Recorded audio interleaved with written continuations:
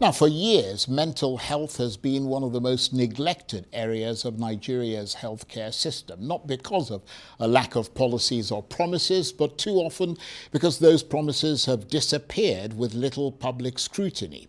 Well, now a new initiative hopes to change that. The organization, known as Nigerian Mental Health, has launched what it calls the Mental Health Policy Commitment Tracker, a public platform designed to monitor mental health laws, funding promises and implementation milestones, showing whether government commitments are being fulfilled, delayed or simply being abandoned. Its creators say the goal is to move the conversation beyond policy announcements to measurable action and genuine accountability. So can technology and transparency finally force meaningful progress in a sector that's remained underfunded and overlooked for decades? And could this model transform accountability across Nigeria's broader healthcare system? Well, for more on this, I'm joined now on the line from Chicago by the founder of Nigerian Mental Health Association, Chime Asonye. Thank you very much indeed for joining us. Now, Nigeria has no shortage of policies, plans and government promises. Was that perhaps why you decided that what was needed wasn't another policy, but a mechanism to track whether those policies are actually being implemented? Exactly. First of all, thank you. It's good to be with you again, Charles. Yes, we have gone through a new Mental Health Act. We have a variety of new policies, two national mental health policy documents, a suicide prevention framework, and then also a new mental health policy, which are groundbreaking in the context of Africa. And we could focus on each one of these, but we've had these revolutionary reforms and we need to turn those actions into accountability. And so we asked ourselves the question, do we see the progress on a mental health act? Do we see the progress on a suicide prevention policy? Do we see these things actually be executed? And when we stood back and asked this across our ecosystem of over 50 plus mental health organizations, the answer overwhelmingly was no. For a mental health act, we don't have a department created. We don't have a fund created. For the suicide prevention framework, we don't have a lot of those mechanisms implemented. So we want to create a tool that would have accountability, mechanism for tracking mental health commitments and financing. We wanted it to make sure that it's transparent, so this government data is more visible. We want to strain the data ecosystem to provide a lot of evidence-based policies because a lot of people don't even know this information exists. And then we wanted the public to get engaged, to see what is going on in their communities, which is why we launched this public mental health policy commitment tracker last month during May. We gave it to the public and we said, in your local governments and your community, what is going on? We want to know, put the information here, and we're going to work with our ecosystem to hold the government accountable and see if we can actually deliver on what it's promised. Right. If I could ask you to make your answers slightly shorter, because we haven't got that much time and we've got a lot of questions to ask you because we're quite curious about what you're doing. Now, your tracker categorizes commitments as fulfilled, in progress, pending or delayed.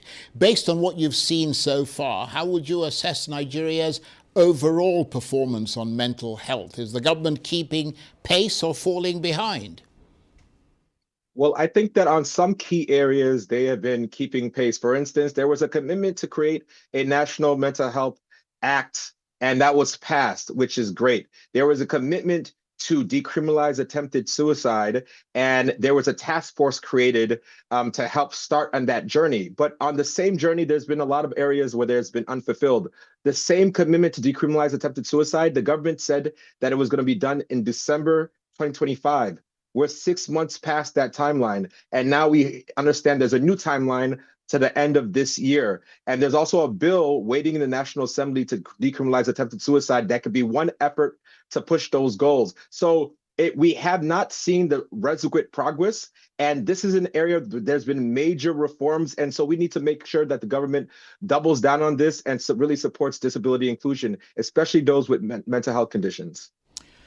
Now, one criticism often leveled at public accountability platforms such as yours is that they expose problems but have no power to compel action. So, what happens if a ministry or agency repeatedly fails to deliver? I mean, beyond naming and shaming, where does accountability actually come from?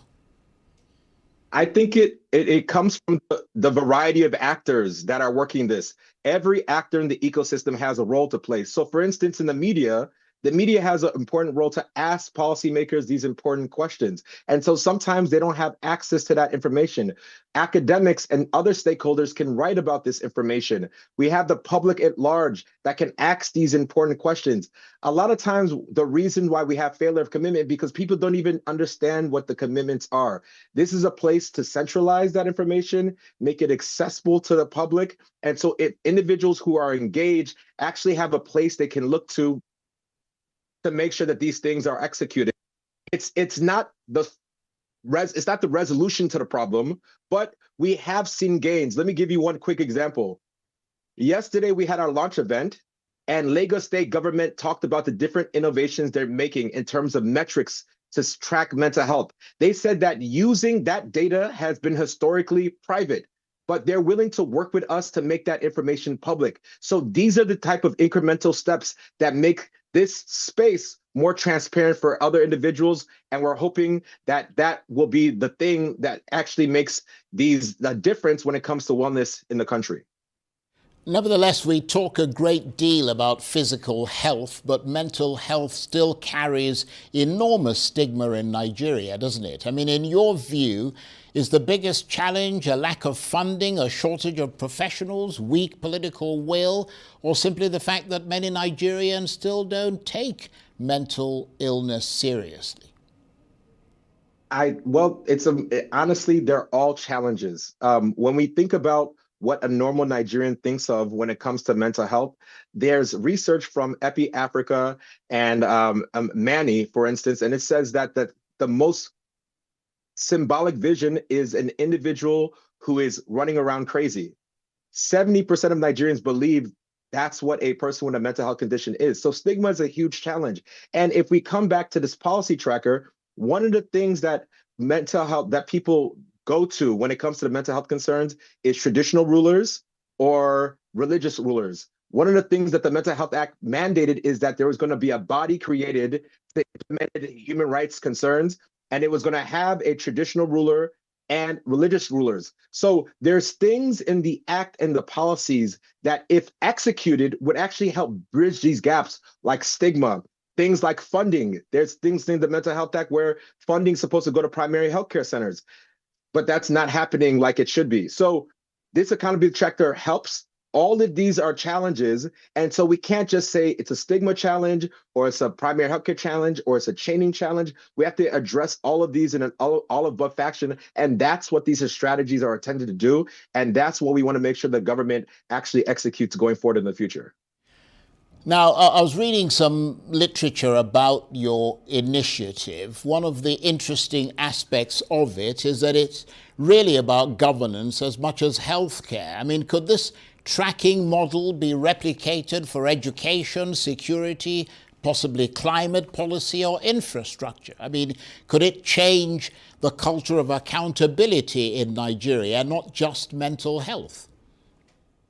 It certainly can. One of our keynote speakers was actually the MD of Nigeria Health Watch, and we were discussing different campaigns she was working on. She mentioned maternal health and HIV/AIDS. And so and as a matter of fact, when we were working on this tracker, we took best practices in other areas. It wasn't mental health, but we took people who were doing tracking and education, et cetera, to put this product. So we're willing to work to strengthen the ecosystem in all areas of social reform. But the big question that started the question of why a tracker was even important started before, not now. When Nigerian mental health and other actors were working to develop these national mental health policies, one of the things that we noticed is that a lot of these policies and acts do not have a monitoring and evaluation system. They don't have a data reporting mechanism. They don't have reporting systems. So it's hard to even see who's held accountable in the first place. So this is an idea where we need to make sure that these policies actually have tracking mechanisms. So that's our goal going forward in whatever social reforms that we work on, that we make sure that these policies actually have data tracking and monitoring and evaluation units. But we're open to partner with any organization in Nigeria to do work on social reforms using this process and the best practices we've learned going through this. And briefly, as time sort of gallops away from us, what is the one commitment on mental health that you would like the government to make publicly right now, and that your tracker will hold them accountable for over the next 12 months or so? I'm going to use two. Sorry, Charles. The first one is that the government should commit to its public commitment to decriminalize attempted suicide.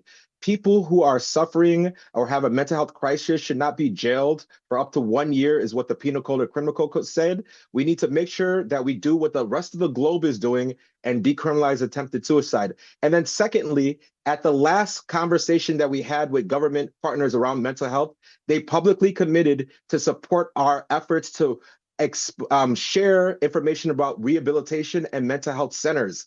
We're still want to work with them to expand that resource, because people, if it's not visible, they won't have access to that information. So we want the government to fulfill those two commitments, and above all else, but everything is important, and we want to make sure that this is a mechanism to holding them accountable across the wellness space. Well, I want to thank you very much indeed, and to, urge you to continue doing what you're doing. Chime Asonye is the founder of Nigerian Mental Health. He was talking to me on the line there from Chicago.